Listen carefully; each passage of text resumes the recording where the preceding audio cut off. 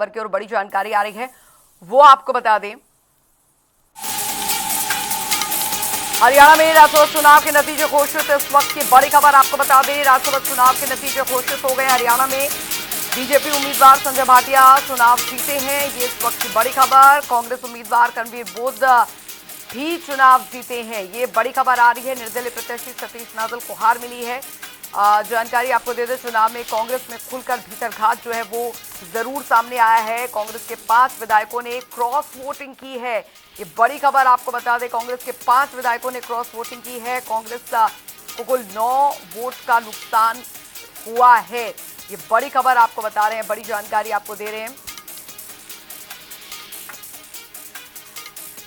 तो इस वक्त की बड़ी खबर, बीजेपी उम्मीदवार संजय भाटिया चुनाव जीते हैं, वहीं करणवीर बोध कांग्रेस उम्मीदवार भी चुनाव जीते हैं, ये बड़ी खबर आ रही है। निर्दलीय प्रत्याशी सतीश नादल को हार मिली है, ये इस वक्त की बड़ी खबर। कांग्रेस के 5 विधायकों ने क्रॉस वोटिंग की है, इस वक्त की बड़ी खबर आपको बता दें। कांग्रेस को कुल 9 वोट का नुकसान हुआ है। जानकारी आपको दे दें, हरियाणा में राज्यसभा चुनाव के नतीजे जो हैं वो घोषित हो गए हैं। राज्यसभा की 2 सीटों पर चुनाव के नतीजे जो हैं वो घोषित हुए। बीजेपी उम्मीदवार संजय भाटिया चुनाव जीते हैं, ये इस वक्त की बड़ी खबर आपको बता रहे हैं, बड़ी जानकारी आपको दे रहे हैं।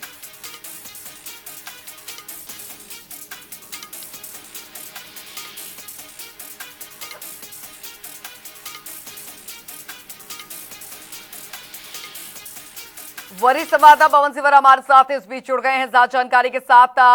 पवन जी, क्योंकि हरियाणा में राज्यसभा चुनाव जितने दिलचस्प रहे वो शायद ही कांग्रेस ने एक्सपेक्ट किया होगा। जीत जरूर हुई है, लेकिन अंदर का जो भीतरघात है वो जरूर निकलकर जग जाहिर हो गया है। बिल्कुल, देखिए हरियाणा में जो राज्यसभा का चुनाव था और लगातार जिस पे हम बात कर रहे थे और वही देखने को मिला है। ये चुनाव इस तरह के रोचक मोड़ पर आकर खत्म हुआ है कि रात को 2 बजे तक जो है वो नतीजे स्पष्ट नहीं हो पाए थे। करीब 2 बजे के आसपास ही आज जो है नतीजे इस चुनाव के आए हैं और नतीजे काफी चौंकाने वाले ही नहीं, बहुत हैरान करने वाले नतीजे हैं।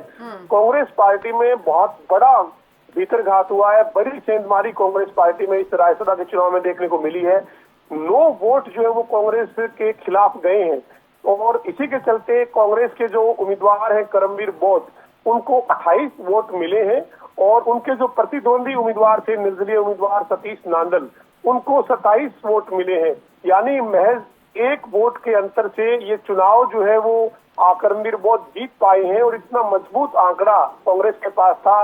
37 विधायक थे, 31 की जरूरत थी, लेकिन जो सेंधमारी हुई है उसके चलते कांग्रेस में जो है वो एक असंतोष कह सकते हैं देखने को मिला है।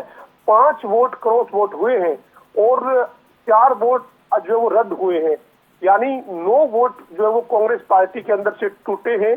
और अगर हम ये कहें कि जो 4 वोट कैंसिल है वो किसी गलती से हो सकते हैं या उसके ऊपर बात अगर ना भी की जाए, तो 5 वोट सीधे सीधे क्रॉस वोट होना अपने आप में ये बता रहा है कि कांग्रेस के भीतर सब कुछ ठीक ठाक नहीं था और वो इस राज्यसभा के चुनाव के नतीजे में दिखा है।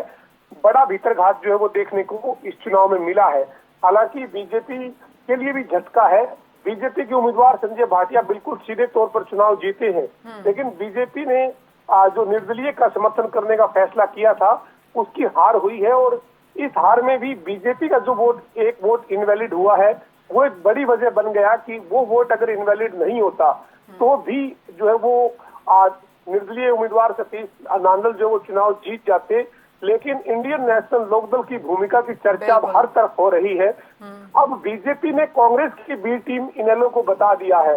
मुख्यमंत्री नायब सिंह सैनी का ये कहना है कि अगर इस चुनाव में इंडिपेंडेंट को वोट डालती इंडियन नेशनल लोकदल तो कांग्रेस चुनाव हारती, लेकिन कांग्रेस की बी टीम के तौर पर काम जो है वो आईएनएलडी ने किया है। ये बड़ा बयान और बड़ा आरोप मुख्यमंत्री नायब सिंह सैनी ने रात को करीब 2:30 बजे जब पूरी प्रक्रिया खत्म हो गई थी उसके बाद उन्होंने ये बयान दिया है।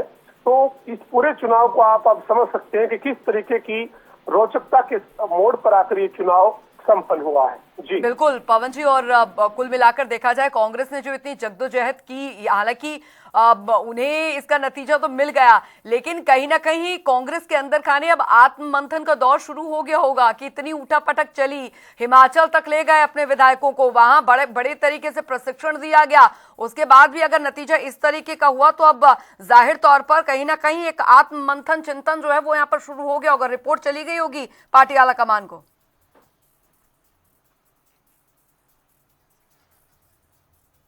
निकलकर सामने आए हैं और कांग्रेस के अंदर जो है वो इनकी अब पहचान करने की बात या फिर इन पे कार्रवाई करने की बात या आने वाले दिनों में तमाम इस तरीके की चीजें देखने को मिलेगी।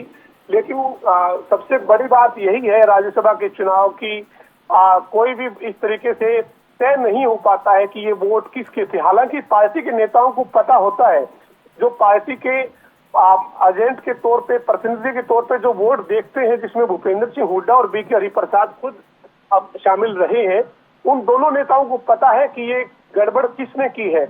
और बाकी जो पार्टी के वरिष्ठ नेता अलग अलग जिम्मेदारी में चुनाव में थे, चुनावी ड्यूटी में थे, उन्हें भी मालूम है।